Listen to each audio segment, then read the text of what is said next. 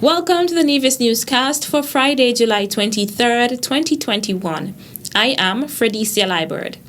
In exercise of the power conferred by Section 5 of the Emergency Powers Act, the Governor General of St. Kitts and Nevis makes the following regulations, which shall come into force from 5:01 a.m. on Monday, July 26, 2021, and shall expire at 5 a.m. on Monday, August 9th, 2021. A period of night curfew is imposed every day from 11:01 p.m. of each day until 5 a.m. of the following day, commencing at 11:01 p.m. on Monday, July 26th, 2021, and ending at 5 a.m. on Monday, August 9th, 2021. In an effort to prevent the spread of the novel coronavirus or COVID-19 during a period of night curfew, every person shall remain confined to his or her place of residence, inclusive of his or her yard space, to avoid contact outside of the family.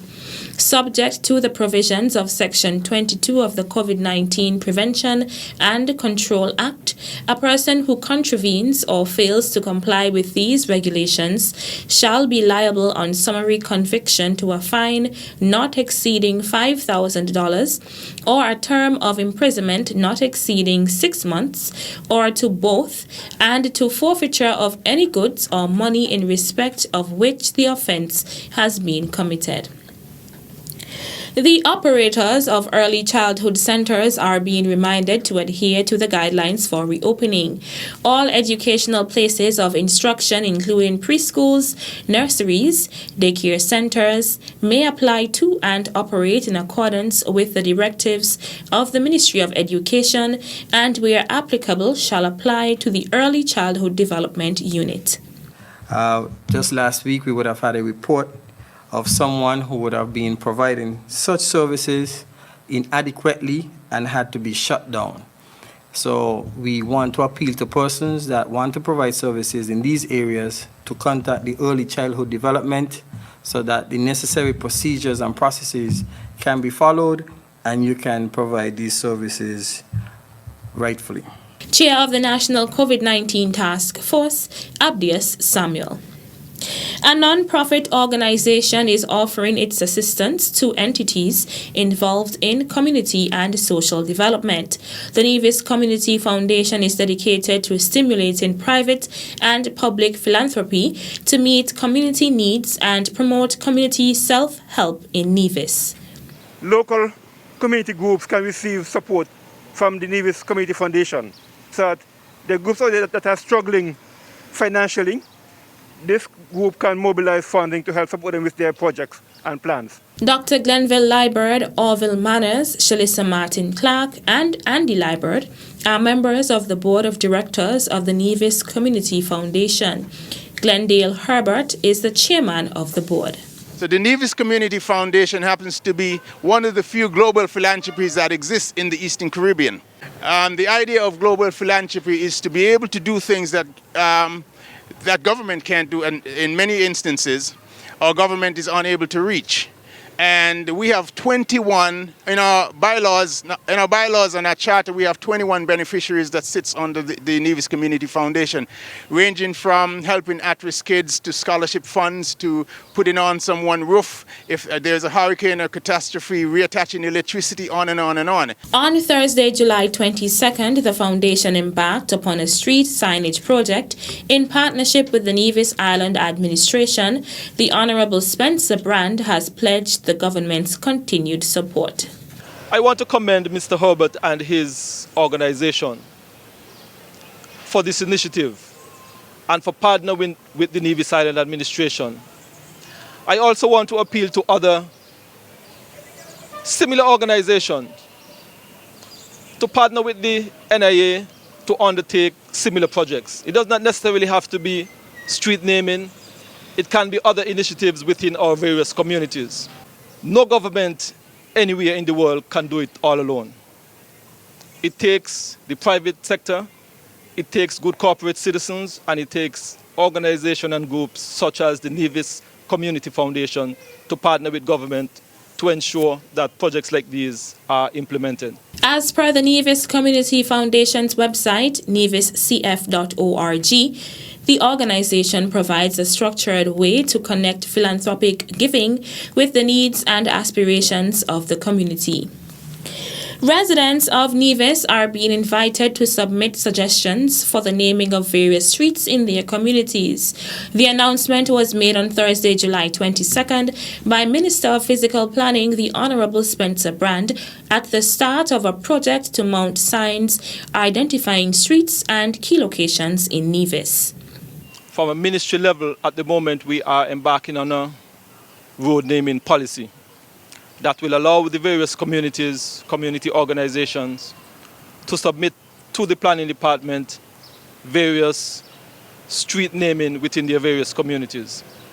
Because we feel that this is also in line with what this organization is seeking to do. It is all well and good to have the signs, but we must also be able to have appropriate names for the various communities. So that is something that from a ministry point of view should be coming on stream very, very shortly, so that the community organization, various individuals can approach our planning department, submit proposal for the names of various streets, and we would give our consent to those various names.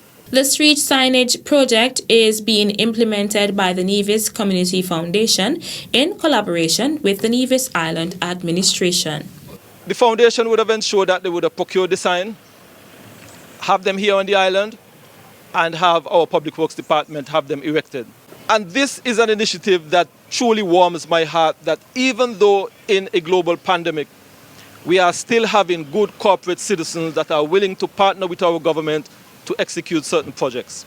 And I want to commend this organization and wish them Godspeed and every success in the future.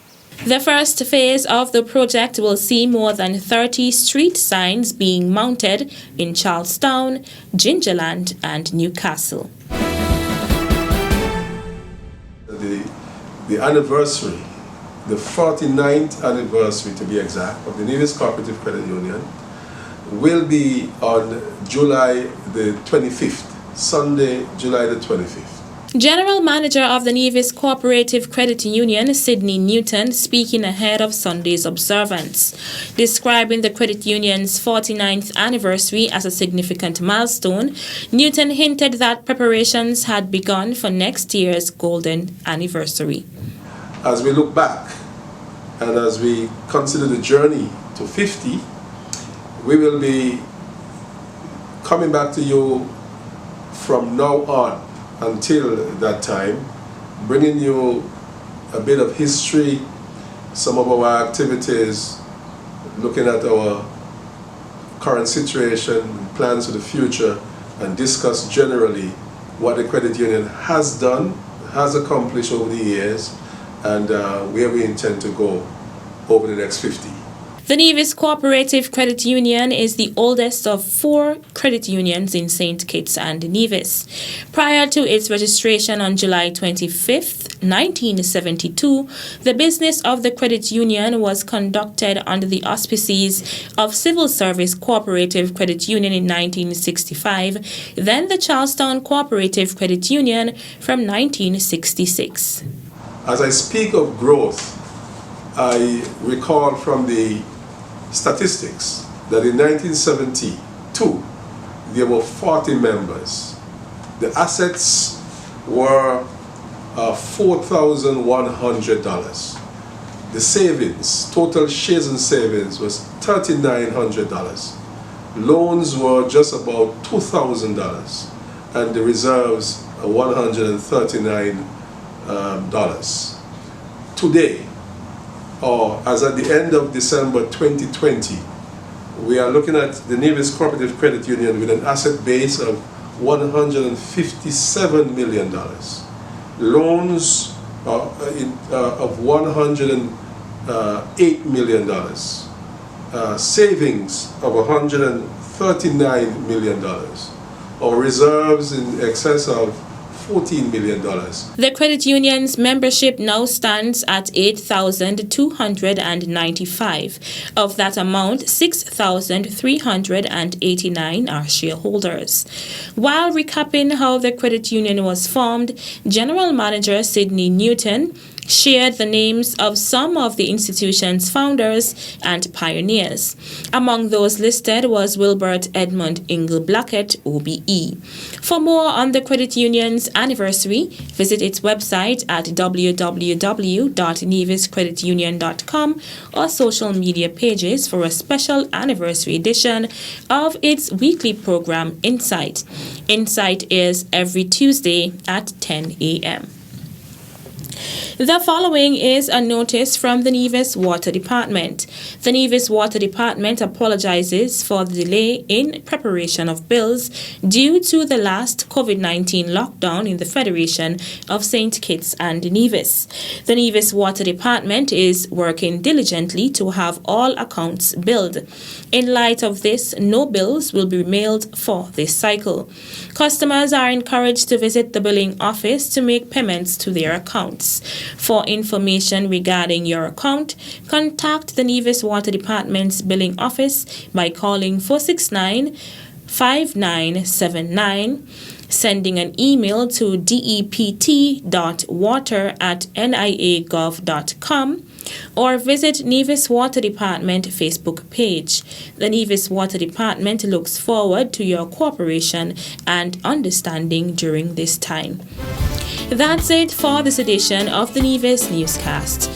On behalf of all of us here at the Department of Information, I'm Fredicia Liebert. Thank you for viewing.